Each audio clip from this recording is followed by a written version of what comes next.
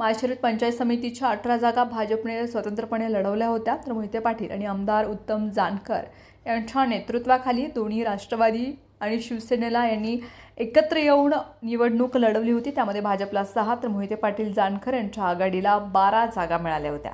त्यात शिंदेसेनेला 2, अजित पवारांच्या राष्ट्रवादीला 2 जागा मिळाल्या होत्या।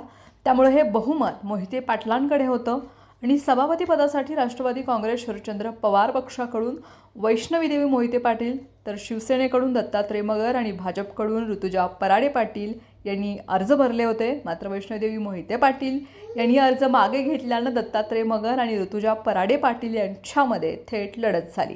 त्यात दत्तात्रय मगर यांना 12 तर ऋतुजा पराडे पाटील यांना 6 मतं मिळाली। त्यामुळे मगर यांची सभापती म्हणून निवड जाहीर करण्यात आली। तर उपसभापती पदासाठी राष्ट्रवादी काँग्रेस शरदचंद्र पवार पक्षाकडून मनीषा पाटील आणि भाजपकडून अनंत शेंडगे यांच्यामध्ये लढत झाली। मतदानामध्ये मनीषा पाटील यांना 12 तर अनंत शेंडगे यांना 6 मतं मिळाली आहेत आणि अशी निवडीची घोषणा करण्यात आली। मोहिते पाटील यांच्याकडे बहुमत असूनही त्यांनी शिंदेसेनेला सभापतीपद दिल्यानं सोलापूरच्या राजकारणामध्ये एकच खळबळ उडाली। सभापती झालेले दत्तात्रय मगर हे मूळचे मोहिते पाटील समर्थक आहेत, कार्यकर्ते आहेत आणि त्यांनी शिंदेसेनेमधून ही निवडणूक लढवली।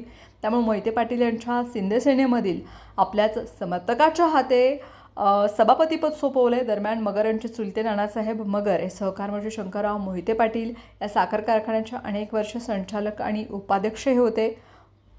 तसेच मगर हे विजयसिंह मोहिते पाटील यांच्या कट्टर कार्यकर्ते होते। विजयदादा आणि माजी राज्यमंत्री प्रतापसिंह मोहिते पाटील यांच्याशी त्यांचे सलोख्याचे संबंध होते। त्यामुळे शिंदेसेनेमधील आपल्याच कार्यकर्त्याच्या हाती पंचायत समितीची सत्ता असणार। शिंदेसेनेला सभापती निवडून मोहिते पाटील यांनी भाजप आणि पालकमंत्र्यांच्या रणनीतीला उत्तर दिल्याचं मानलं जात आहे। तर शिंदेसेनेच्या माध्यमामधून मोहिते पाटील यांनी निधीचा प्रश्न सोडवण्याचंही मानलं जात आहे।